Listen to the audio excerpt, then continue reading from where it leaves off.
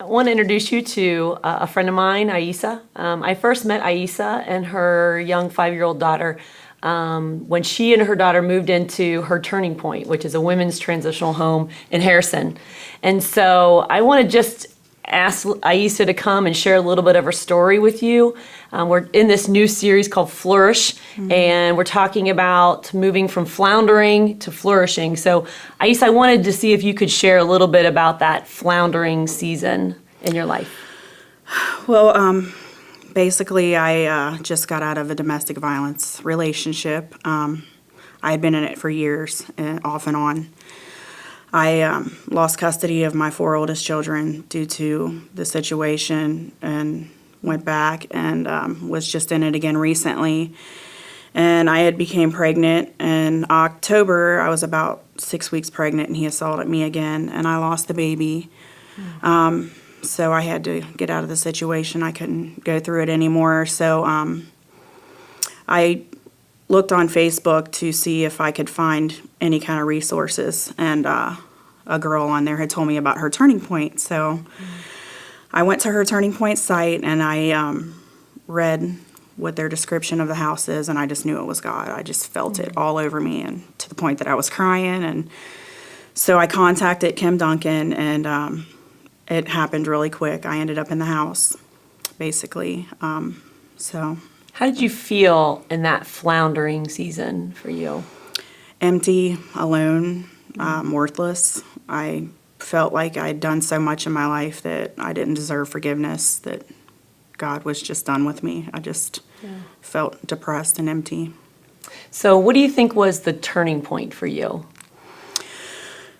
Well, I have the kind of personality, I guess, where I've always wanted things my way.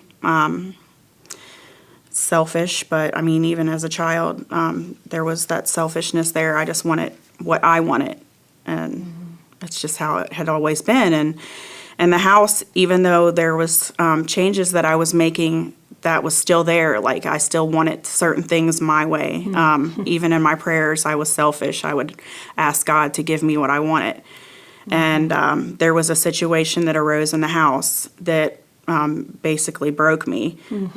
I was just ready to quit. And so I just prayed and just asked God for his will, and that if this was what he wanted me to do, to just to humble me, and to just to show me, and to get me used to the changes, and to soften my heart, because I didn't want that. And I told him that he would have to do it in me, because I could not do it alone. And he did. Yeah. So how have you seen God work in your life since that turning point? He's just blessed me beyond measures. Just everything in my life has changed.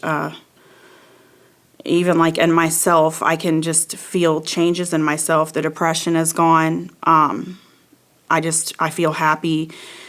Basically, I have peace and comfort knowing that the things that I used to want to do, I didn't know what was going to be in the future. I didn't know what would come of my decisions. But I know now that if I just trust in him and ask him for his will, that he has my best interest, and he'll take care of it all, no matter what. And through this, didn't you surrender your life to Christ and get baptized? Yes. Yeah. Yes. So you physically buried that old life, that old Aisa. It was amazing. I rededicated my life, and I got baptized. And it just... no turning back. It was just awesome. Yeah. You know, Aisa doesn't attend Whitewater. She attends a church with her grandma in the local church. But this isn't about Whitewater. This is about the Big C Church, and about being the hands and feet of Jesus Christ. You know, you and your daughter came to Toy Store, which was cool, and you saw your old teacher and your old principal, which was so funny. You came to the single parent oil change, which is where we kind of saw the rough shape that your car is in. So tell a little bit about that story, because that to me is just Jesus showing off.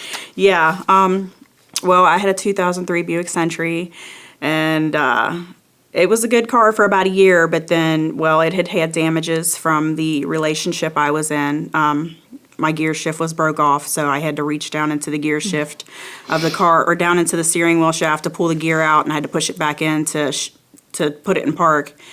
And it caused the dash lights to stay on, so I would have to unhook my battery every night because if I didn't, my battery would die. Yeah. And I'm pretty sure the transmission was going out because it kept it wouldn't like shift up and down, like you could hear it slipping. And you use your car every day. Yes. As a home health yes. care aide. I'm a home health aide, so I do Yeah. a lot of driving, and I depend on that car 100%. It's not Yeah. like a job where you can just get a ride. I'm Yeah. driving from place to place. I rely on it. So we were given a car away this summer, and you applied for that car. It Yeah. was a SUV, and you didn't get that car. Yeah. So tell me a little bit about that process for you.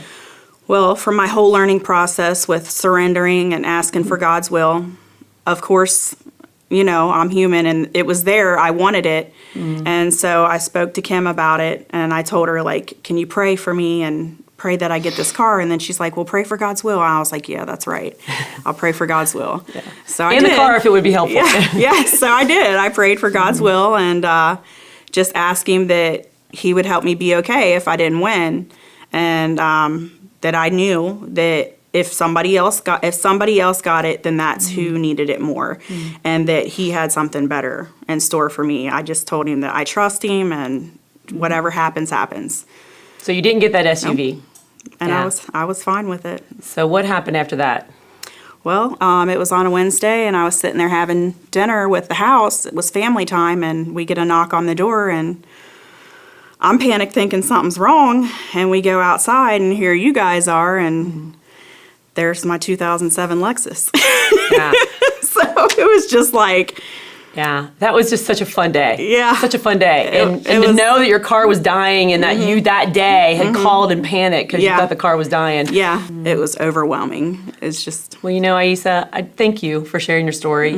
I think you're an inspiration to so many folks out there who have been floundering, who have been doing it their way. And you're an inspiration to me because it's just a reminder that when we're faithful to God and we do it His way and we're trusting in Him, He blesses beyond measure. So thank you.